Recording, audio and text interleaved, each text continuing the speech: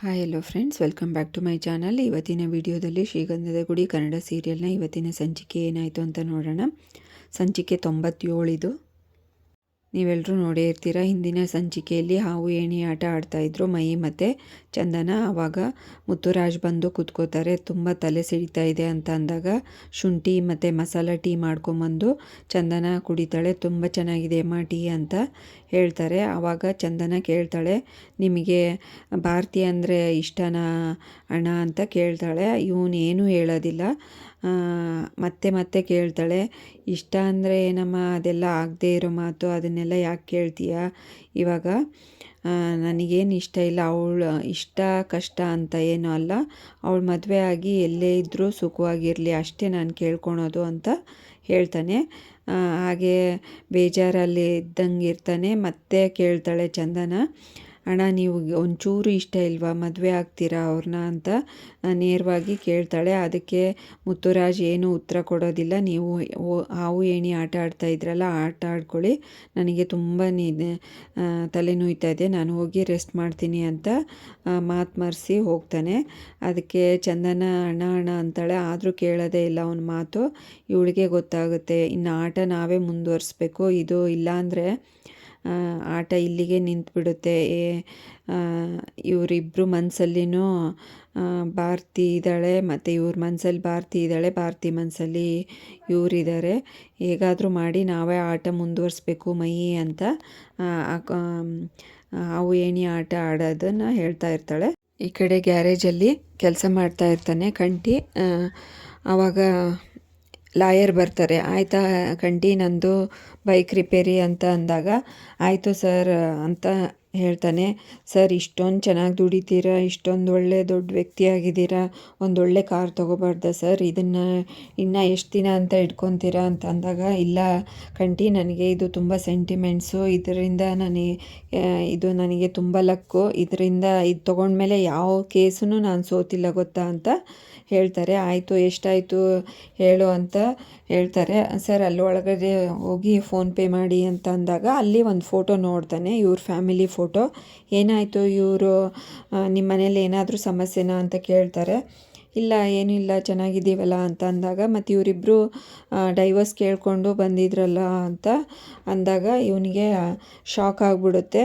ಏನೋ ಅಂತಾನೆ. ಹಾಗೆ ಲಾಯರು ಹೋಗುವಾಗ ಒಂದು ಅಡ್ವೈಸ್ ಮಾಡಿ ಹೋಗ್ತಾರೆ. ಇವೆಲ್ಲ ಸಣ್ಣ ಪುಟ್ಟ ಇರುತ್ತೆ ಸಮಸ್ಯೆ, ಸಂಸಾರ ಅಂದಮೇಲೆ ಅದಕ್ಕೆಲ್ಲ ಕೋರ್ಟ್ ಮೆಟ್ಲು ಹತ್ತಬಾರ್ದು ಕಂಠಿ, ಮನೆ ಒಳಗಡೆನೇ ಸರಿ ಮಾಡ್ಕೋಬೇಕು ಅಂತ ಹೇಳಿ ಬುದ್ಧಿವಾದ ಹೇಳಿ ಹೊರಟೋಗ್ತಾನೆ. ಇವನಂತರೂ ಫುಲ್ ಶಾಕ್ ಆಗಿಬಿಟ್ಟಿರ್ತಾನೆ, ಏನು ಮಾತಾಡೋಕ್ಕೆ ಆಗಲ್ಲ. ಹಾಗೆ ಕಣ್ಣು ಬಿಟ್ಕೊಂಡು ನೋಡ್ತಾ ಇರ್ತಾನೆ. ಲಾಯರು ಹೊರಟೋಗ್ತಾರೆ. ಏನಪ್ಪ ಆಯಿತು ಅಂತ ಇವನಿಗೆ ಫುಲ್ ಪ್ಯಾನಿಕ್ ಆಗಿಬಿಡ್ತಾನೆ. ಚಂದನ ಅಡುಗೆ ಮನೆಗೆ ಬಂದು ಅಡುಗೆ ಮಾಡೋಕ್ಕೆ ರೆಡಿ ಮಾಡ್ಕೊತಾ ಇರ್ತಾಳೆ. ಏನಾದರೂ ನಾನೇ ಮಾಡಬೇಕಪ್ಪ ಅಂತ ಅಂದ್ಕೊಂಡು ಅದು ಇದು ಹುಡುಕ್ತಿ ಟ್ರೈ ಮಾಡ್ಕೊತಾ ಇರ್ತಾಳೆ. ಅಷ್ಟರಲ್ಲಿ ಮೈ ಬರ್ತಾನೆ. ಏನು ಅದಕ್ಕೆ ಏನು ಮಾಡ್ತಾಯಿದ್ದೀರಾ ಅಡುಗೆ ಮನೆಯಲ್ಲಿ ಅಂತ ಅಂದಾಗ, ಇವತ್ತು ನಾನೇ ಅಡುಗೆ ಮಾಡೋದು, ಹೇಗಿದ್ದರೂ ಅಣ್ಣಗೆ ಆರಾಮಿಲ್ವಲ್ಲ, ನಾನೇ ಮಾಡಿಬಿಡ್ತೀನಿ ಅಂತ ಹೇಳ್ತಾಳೆ. ಅದಕ್ಕೆ ನೀವು ಮಾಡ್ತೀರಾ, ಹಬ್ಬ ನಾವು ಹೆಂಗಪ್ಪ ತಿನ್ನೋದು, ಬೇರೆ ಹೋಟೆಲಿಂದ ತರಿಸ್ಕೊಂಡು ತಿನ್ನೋಣ ಬಿಡಿ ಅದಕ್ಕೆ ಅಂತ ಅಂದಾಗ ಇವಳು ಕೇಳೋದೇ ಇಲ್ಲ, ಅಡುಗೆ ಮಾಡೋಕ್ಕೆ ಸ್ಟಾರ್ಟ್ ಮಾಡ್ತಾಳೆ. ಇವನು ಸಾಥ್ ಕೊಡ್ತಾನೆ. ಹಾಗೆ ಹೀಗೆ ಒಬ್ರಿಗೊಬ್ಬರು ತಮಾಷೆ ಮಾಡಿಕೊಂಡು ಕಾಲು ಎಳ್ಕೊಂಡು ಅಡುಗೆ ಮಾಡ್ತಾರೆ. ಅಷ್ಟೊತ್ತಿಗೆ ಮುತ್ತುರಾಜ್ ಬರ್ತಾನೆ. ಹೆಂಗಮ್ಮ ಇದನ್ನು ಅಡುಗೆ ತಿನ್ನೋದು ಅಂತ ಒಳಗೆ ಅನ್ಕೊತಾ ಇರ್ತಾನೆ. ನಾನೇ ಮಾಡ್ತೀನಿ ಅಂದರೂ ಬಿಡ್ತಾ ಇರಲ್ಲ, ನಾನೇ ಮಾಡ್ತೀನಣ್ಣ ಅಂತ ಇರ್ತಾಳೆ. ಅಷ್ಟೊತ್ತಿಗೆ ಹರಿ ಬರ್ತಾನೆ. ಅವ್ರ ಅಣ್ಣ ಮಾಡ್ತಾ ಇದ್ದಾನೆ ಅಂತ ಅನ್ಕೋತಾನೆ. ಚಂದನ ಮಾಡ್ತಾ ಇದ್ದಾಳೆ ಅಂತ ಅಂದ ತಕ್ಷಣ ಹೇಗಾದರೂ ಮಾಡಿ ತಪ್ಪಿಸ್ಕೊಂಡು ಓಡೋಗ್ಬಿಡೋಣಪ್ಪ ಅಂತ ಇರ್ತಾನೆ.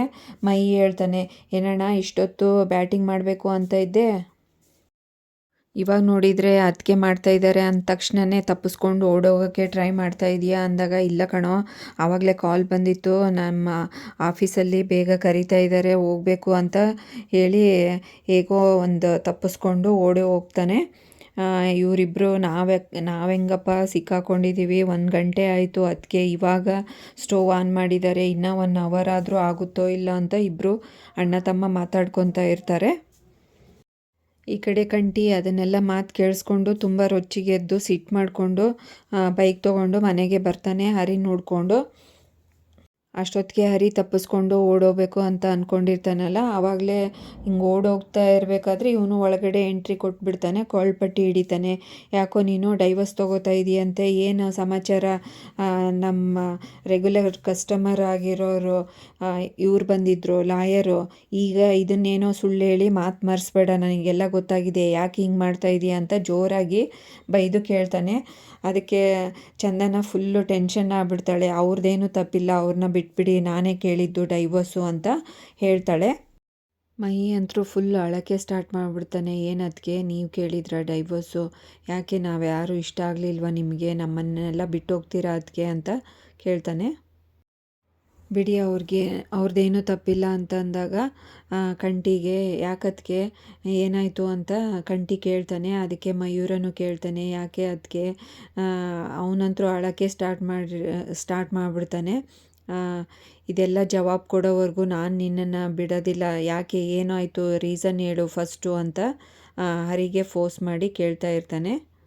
ಹರಿಗೆ ಇದೆಲ್ಲ ಕೇಳಿಸ್ಕೊಳಕ್ಕಾಗದೇ ತಪ್ಪಿಸ್ಕೊಂಡು ಹೋಗ್ತಾ ಇರ್ತಾನೆ. ಎಲ್ಲಿಗೆ ಹೋಗ್ತೀಯ ತಪ್ಪಿಸ್ಕೊಂಡು, ಮೊದಲು ಹೇಳು ಇಲ್ಲಿ ಅಂತ ಹೇಳಿ ಅವನ್ನ ಕೊಳ್ಪಟ್ಟಿ ಹಿಡಿದು ಮಂಚದ ಮೇಲೆ ದೂಕ್ಬಿಡ್ತಾನೆ. ಫಸ್ಟ್ ಹೇಳ್ತೀಯೋ ಇಲ್ವೋ ಅಂತ. ಹೌದೋ ನಿನಗೆ ಯಾಕೆ ಹೇಳಬೇಕು ನಾನು, ಎಲ್ಲ ಬಿಡೋ ಕೈ ಅಂತ ಜೋರಾಗಿ ಕೈ ಕೊಡುಕೋತಾನೆ. ಯಾಕೆ ನನಗೇನು ಹೇಳ್ಬಾರ್ದ, ಮೊದಲು ಯಾಕೆ ರೀಸನ್ ಅಂತ ಹೇಳಿ. ನಿಮ್ಗೆ ಇಷ್ಟ ಬಂದಂಗೆಲ್ಲ ಮದುವೆ ಆಗೋದು, ಬೇಡಾದಾಗೆಲ್ಲ ಬಿಡೋದು, ನಾವು ಎಲ್ಲರೂ ಕಷ್ಟಪಟ್ಟಿದ್ದೀವಿ ನಿನ್ನ ಮದುವೆಗೋಸ್ಕರ, ನೀನು ಹೆಲ್ಪ್ ಬೇಕು ಅಂದ ಕೇಳಿದಾಗ ಮಾಡೋದು ಬಿಡೋದಾ ಅಂತ ಜೋರಾಗಿ ಕಂಠಿ ಬೈತಾನೆ. ಅದಕ್ಕೆ ಚಂದನ ಇನ್ನು ನಾನು ಸುಮ್ಮನೆ ಇದ್ದರೆ ಸರಿ ಹೋಗೋದಿಲ್ಲ, ಇನ್ನು ನಾನೇ ಎಲ್ಲದಕ್ಕೂ ಉತ್ತರ ನಾನೇ ಹೇಳಬೇಕು ಅಂತ ಹೇಳೋಕ್ಕೆ ಸ್ಟಾರ್ಟ್ ಮಾಡ್ತಾಳೆ. ಅಷ್ಟೊತ್ತಿಗೆ ನಟರಾಜ್ ಅವರು ಒಂದು ಅಣ್ಣವ್ರ ಸಾಂಗ್ ಹೇಳ್ಕೊಂಡು ಸೈಕಲ್ ನಿಂದಿರಿಸಿ ಮನೆ ಒಳಗಡೆ ಬರ್ತಾರೆ. ಬಾಗಿಲಲ್ಲಿ ಬಂದು ನಿಂತ್ಕೋತಾರೆ. ಅಷ್ಟರೊಳಗೆ ಇವರೆಲ್ಲ ಮಾತಾಡೋದು ಕೇಳಿಸ್ಕೊಂಡ್ಬಿಡ್ತಾರೆ. ಫುಲ್ಲು ಇವರಿಗೆ ಶಾಕ್ ಆಗಿಬಿಡುತ್ತೆ, ಏನಪ್ಪ ಅಂತಂದು ಹಾಗೆ ನಿಂತ್ಕೊಂಡು ಎದೆ ಡವ ಡವ ಅಂತ ಇರುತ್ತೆ, ಆ ಥರ ನಿಂತ್ಕೊಂಡ್ಬಿಟ್ಟಿರ್ತಾರೆ. ಈ ಕಡೆ ಚಂದನ ಹೇಳೋಕ್ಕೆ ಸ್ಟಾರ್ಟ್ ಮಾಡ್ತಾಳೆ, ಇದೆಲ್ಲ ನನ್ನಿಂದನೇ ಆಗಿರೋದು, ಹರಿಯವ್ರ ತಪ್ಪೇನಿಲ್ಲ ಅಂತ ಹೇಳ್ತಾಳೆ. ಇಷ್ಟಕ್ಕೆಲ್ಲ ಕಾರಣ ನಾನೇ, ನನ್ನಿಂದನೇ ಸ್ಟಾರ್ಟ್ ಆಗಿದ್ದು, ಇದೆಲ್ಲ ಫೇಕ್ ಮದುವೆ, ನಾವು ಪೊಲೀಸ್ ಸ್ಟೇಷನ್ನಲ್ಲಿ ಆಗಿರೋದು ಅಷ್ಟೇ. ಹೀಗೆ ನನಗೆ ಯಾವುದೋ ಮದುವೆ ಫಿಕ್ಸ್ ಆಗಿತ್ತಲ್ಲ, ಅದರಿಂದ ನಾನು ಹೊರಗಡೆ ಬರಬೇಕಾಗಿತ್ತು. ಅದಕ್ಕೋಸ್ಕರ ನಾವಿಬ್ಬರು ನಾಟಕ ಮಾಡಿ ಈ ಮದುವೆ ಆಗಿ ಬೆಂಗಳೂರಿಗೆ ನಾನು ಓದೋಕ್ಕೆ ಮತ್ತು ಜಾಬ್ ಹಿಡಿಯೋಕ್ಕೆ ಅಂತಲೇ ಬಂದಿದ್ದು, ಅವ್ರು ನನಗೆ ಸಹಾಯ ಮಾಡಿದ್ದು ಅಷ್ಟೇ ಅಂತ ಹೇಳ್ತಾ ಇರ್ತಾಳೆ. ಅಷ್ಟರೊಳಗೆ ಮುತ್ತುರಾಜು, ಹೌದು ಕಣೋ ಇದೆಲ್ಲ ನಡೆದಿದ್ದು ಅವತ್ತು ಬಂದ್ರಲ್ಲ, ನಾವೆಲ್ಲ ಬೇರೆ ಅರೇಂಜ್ ಮಾಡ್ಕೊಂಡಿದ್ವಿ, ಇದನ್ನೆಲ್ಲ ಹೇಳಿ ಎಲ್ಲ ಹೇಳಿದರು. ನನಗೆ ತುಂಬ ಶಾಕ್ ಆಯಿತು, ಏನು ಮಾಡಬೇಕು ಅಂತ ಗೊತ್ತಾಗಿರಲಿಲ್ಲ. ರಿಸೆಪ್ಷನ್ ನಿಲ್ಲಿಸ್ಬೇಕು ಅಂತ ಬಂದೆ, ನಮ್ಮದು ಎಲ್ಲದ್ರೂ ಕಷ್ಟ ನೋಡಿಕೊಂಡು ಅವರೇ ಇದು ನನ್ನಿಂದ ಆಗಿರೋ ಸಮಸ್ಯೆ ನಾನೇ ಬಗೆಹರಿಸ್ಬೇಕು ಅಂತ ಹೇಳಿ ಅವ್ರಿಗೆ ಒಲ್ಲದ ಮನಸ್ಸಿಂದ ಬಂದು ಸ್ಟೇಜ್ ಮೇಲೆ ನಿಂತ್ಕೊಂಡ್ರು. ನಮಗೆಲ್ಲರಿಗೂ ತಾಯಿ ಆಗಿದ್ದಾರೆ, ಹಾಗೆ ಹರಿಗೆ ಹೆಂಡತಿ ಆಗಿದ್ದಾರೆ ಅಂತ ಹೇಳ್ತಾನೆ. ಕಂಠಿಗಂತೂ ಫುಲ್ ಶಾಕ್ ಆಗಿರುತ್ತೆ. ಇಷ್ಟೆಲ್ಲ ಆದ್ರೂ ಅಣ್ಣ ಸುಮ್ಮನೆ ಇದ್ದಾನೆ, ಇವರಿಬ್ಬರು ದೂರ ಆಗಬೇಕು ಅನ್ನೋದೇ ಇಷ್ಟ ಅಲ್ಲ ಅಂತ ಅನ್ಕೊತಾ ಇರೋದು ನನ್ನದೇ ತಪ್ಪಾಯಿತು, ಅಣ್ಣ ತುಂಬ ಒಳ್ಳೆಯವನು ಅಂತ ಮನಸ್ಸಲ್ಲೇ ಅಂದ್ಕೊಂಡು ಫೀಲ್ ಮಾಡ್ಕೊತಾ ಇರ್ತಾನೆ. ಮುತ್ತುರಾಜ್ ಎಲ್ಲ ಸ್ಟೋರಿ ನಡೆದಿದ್ದು ಎಲ್ಲ ವಿವರಿಸ್ತಾನೆ. ಆವಾಗ ನಟರಾಜ್ ಅವರು ಕೇಳಿ ತುಂಬ ಶಾಕ್ ಆಗಿಬಿಡ್ತಾರೆ. ಎಲ್ಲರೂ ಅಳೋ ಫೀಲಿಂಗಲ್ಲೇ ಇರ್ತಾರೆ. ಅಲ್ಲಿಗೆ ಈ ಸಂಚಿಕೆಯನ್ನು ಮುಕ್ತಾಯಗೊಳಿಸ್ತಾರೆ. ನೆಕ್ಸ್ಟ್ ಸಂಚಿಕೆಯಲ್ಲಿ ಏನಾಯಿತು ಅಂತ ಕಾದು ನೋಡೋಣ. ಅಲ್ಲಿವರೆಗೂ ಈ ವಿಡಿಯೋ ನೋಡಿದ್ದಕ್ಕೆ ಥ್ಯಾಂಕ್ಸ್. ಹಾಗೆ ಈ ವಿಡಿಯೋ ಇಷ್ಟ ಆದರೆ ಲೈಕ್ ಮಾಡಿ, ಶೇರ್ ಮಾಡಿ, ಕಮೆಂಟ್ ಮಾಡಿ, ಹಾಗೆ ಚಾನಲ್ನ ಸಬ್ಸ್ಕ್ರೈಬ್ ಮಾಡ್ಕೊಳ್ಳಿ. Thanks for watching this video.